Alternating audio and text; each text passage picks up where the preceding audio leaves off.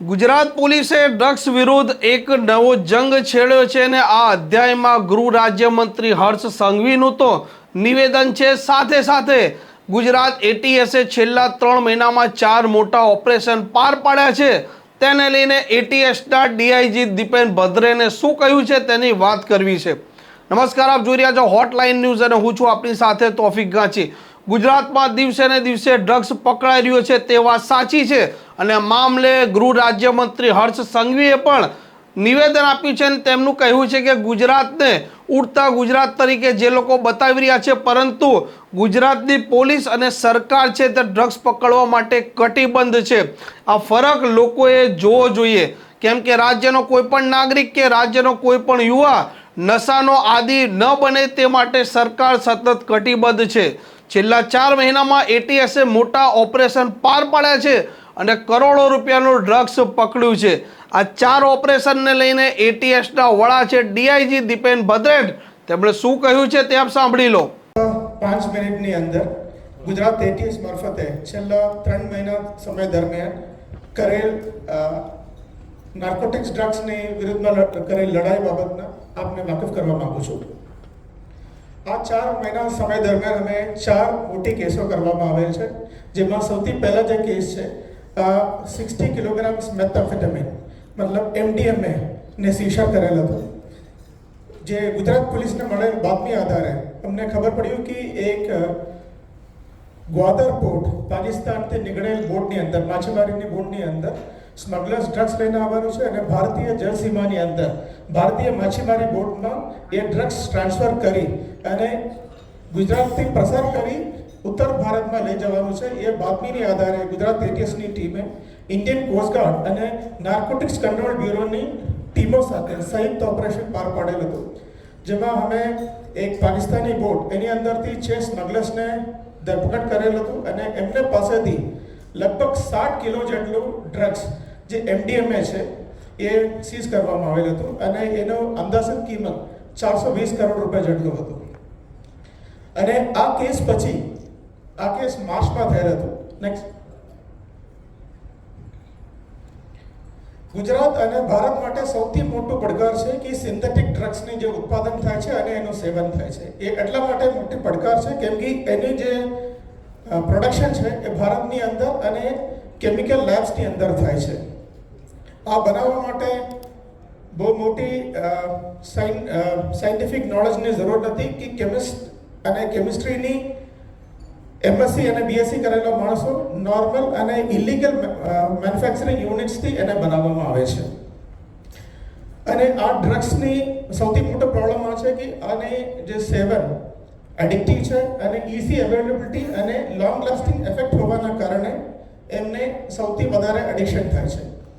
આ મુદ્દાને ધ્યાનમાં રાખી ગુજરાત એટીએસને જેમ બાતમી મળેલ હતું કે એમને ગુજરાતની અંદર, ગુજરાત અને રાજસ્થાનમાં જુદા જુદા જગ્યાઓમાં મનોહરલાલ એનાની કરીને એક માણસ અને એમને સાથે કુલદીપસિંહ રાજપુરોહિત એ બંને લોકો અને એને મળતી આવો કે આ જગ્યાઓમાં ઇલીગલ ડ્રગ્સ ફેક્ટરી સેટઅપ કરેલ છે અને આ ડ્રગ્સ ફેક્ટરીઝની અંદરથી એમડી કરીને જે સાયકોટ્રોપિક સબસ્ટન્સ છે એને ઉત્પાદન કરે છે અને એનું વેચાણ કરે છે.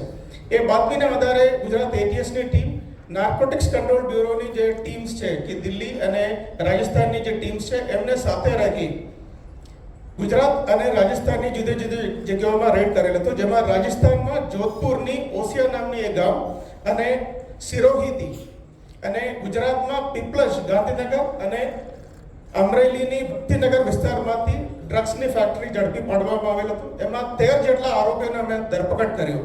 અને આ એક કેસ એટલા માટે અગત્યનો છે કેમ કે સાહેબે જે પ્રમાણે આપણે ઉપર ધ્યાન મૂક્યું હતું કે નિદાન નામની જે પોર્ટલ છે, નિદાન નામની પોર્ટલમાં દરેક જે નશીલા પદાર્થોની કેસીસમાં પકડેલા આરોપીઓની ડિટેલ્સ છે.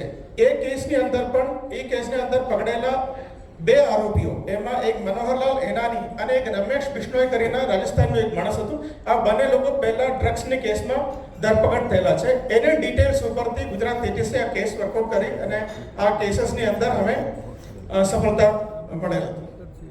નેક્સ્ટ,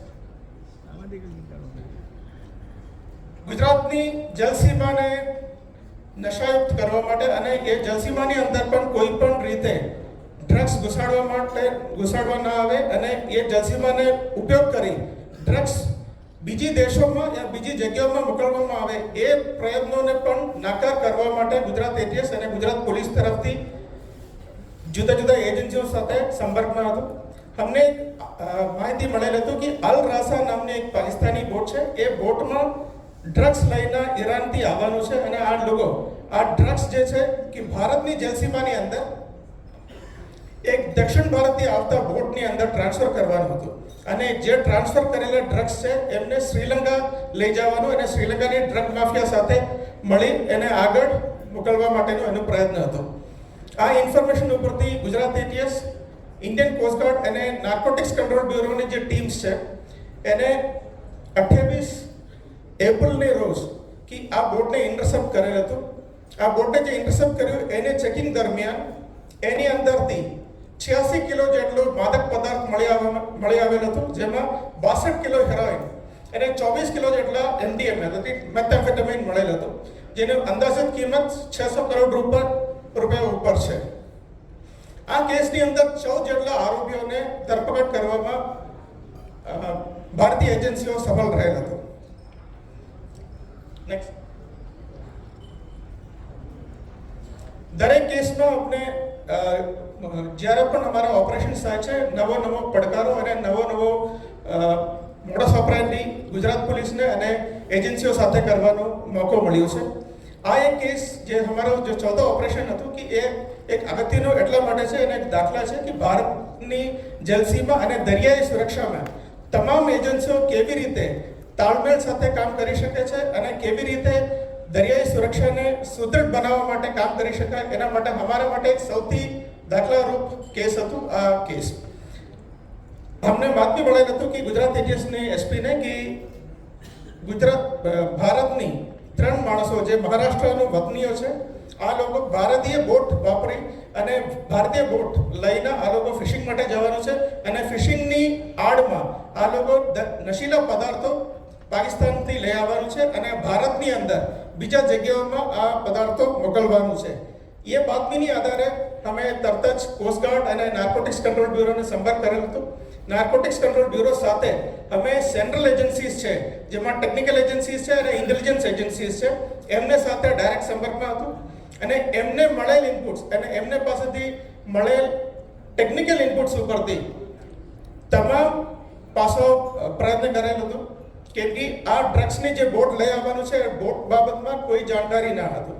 તેમ છતાં કોસ્ટગાર્ડની અને નેશનલ ટેકનિકલ રિસર્ચ ઓર્ગેનાઇઝેશન જેવા સેન્ટ્રલ એજન્સીઓ સાથે મળીને અમે બોટને આઈડેન્ટિફાઈ કરવામાં સફળ રહેલ હતું અને 28 તારીખના બપોરને 12 વાગ્યાની આજુબાજુમાં IMBL ઉપરથી એ બોટને અમે પકડ્યું હતું અને બોટની અંદરથી 3 ભારતીય નાગરિકો પાસેથી 173 કિલો જેટલો હશીશ મળેલ હતું. જે ડ્રગ્સ જે પ્રકારે એટીએસના ડીઆઈ જે છે દીપેન ભદ્રેન, તેમણે આજે એક કાર્યક્રમમાં કહ્યું છે કે 4 મોટા ઓપરેશન પાર પાડ્યા છે, જેમાં એક MD બનાવતી ફેક્ટરી ઝડપી છે, સાથે દરિયાઈ બંદરે પરથી કેન્દ્રની જે એજન્સીઓ છે તેમના સહયોગથી અલગ અલગ ડ્રગ્સ આવડ્યું છે. પાકિસ્તાનીઓને પણ ઝડપ્યા છે અને અફઘાનિસ્તાન કેટલા લોકો હતા તેમને પણ ઝડપ્યા છે અને ભારતમાં પણ જે લોકો MD બનાવતા હતા ને જે ફેક્ટરી ચલાવતા હતા તેમની પણ ધરપકડ કરવામાં આવી છે. આ પ્રકારના સમાચાર જો આપને પસંદ આવતા હોય તો ચેનલને સબસ્ક્રાઇબ કરવાનું ભૂલતા નહીં. નમસ્કાર.